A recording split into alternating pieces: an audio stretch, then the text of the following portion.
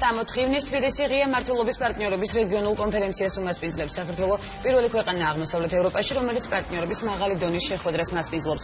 კონფერენციის ფარგლებში 40-ზე მეტი ქვეყნის დელეგაცია ერთმანეთს ღია მმართველობასთან დაკავშირებით საკუთარ გამოცდილებას გაუზიარებს. ღია მმართველობის პარტნიორობა ამერიკის შეერთებული შტატებისა და ბრაზილიის პრეზიდენტების ერთობლივი ინიციატივაა, რომელიც მთავრობებისა და სახელმწიფო შტოების მეტ გამჭვირვალობას გულისხმობს.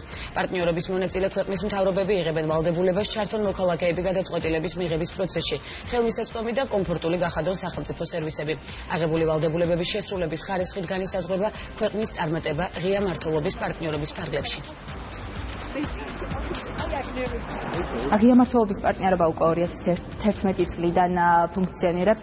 შეიძლება ითქვას, რომ ეს ერთ-ერთი ძალიან სწრაფად მზარდი საერთაშორისო ინიციატივა, რომელსაც საქართველოს 2011 წლიდან შეუერთდა და დღეს მთავრობა უკვე მეორე ეროვნული სამოქმედო გეგმის შესრულების პროცესშია.